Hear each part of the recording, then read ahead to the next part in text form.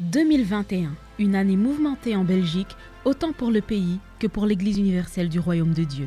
Suite à la pandémie de Covid-19, de nombreux bouleversements ont changé nos habitudes, à commencer par la veillée annuelle du Nouvel An, organisée en ligne pour la première fois de son histoire, et ce, afin de respecter les mesures sanitaires qui visent à limiter la propagation du virus.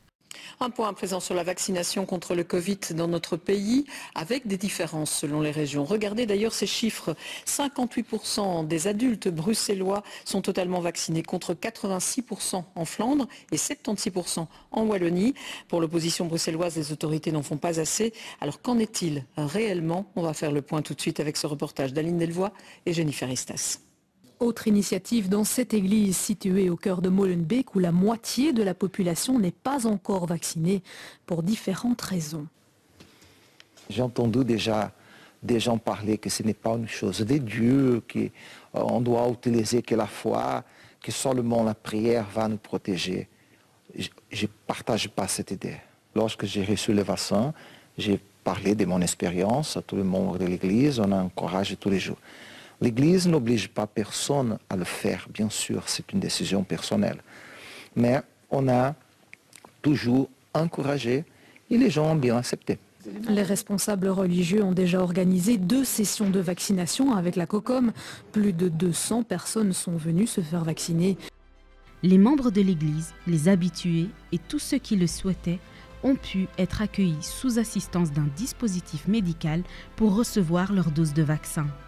Ensuite, un nombre incalculable de personnes ont perdu leur emploi, sans oublier les nombreux commerces et établissements qui ont dû fermer leurs portes, faute de pouvoir surmonter la crise occasionnée par la pandémie.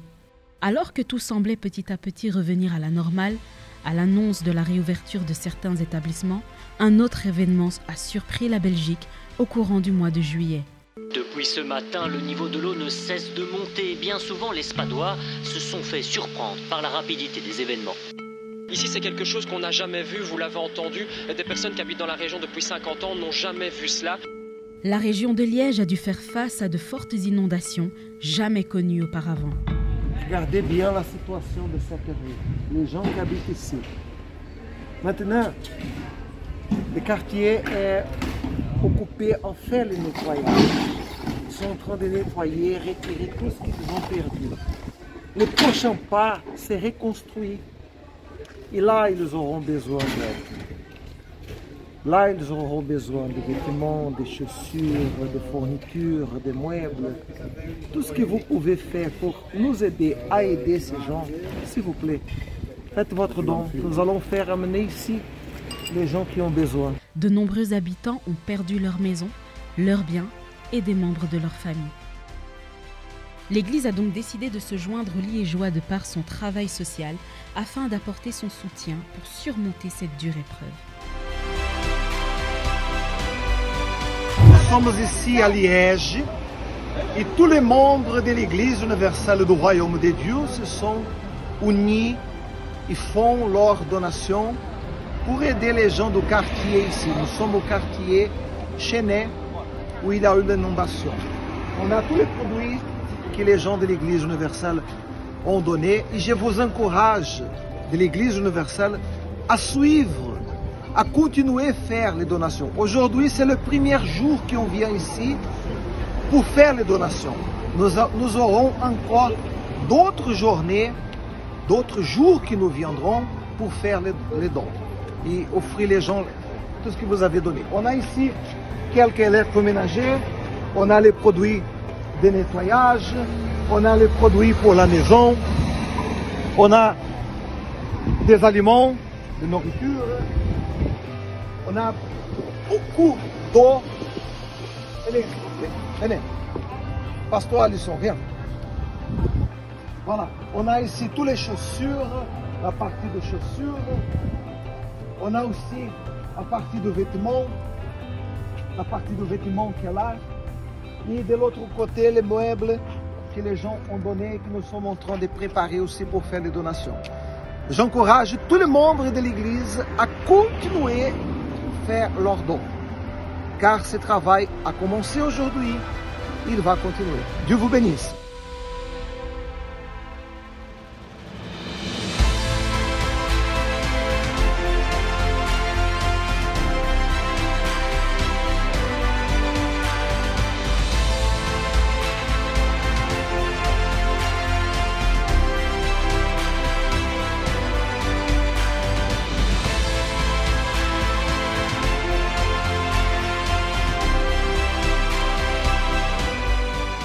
Au-delà de tous ces événements, beaucoup de personnes font encore face aux difficultés financières en se retrouvant parfois dans des situations précaires.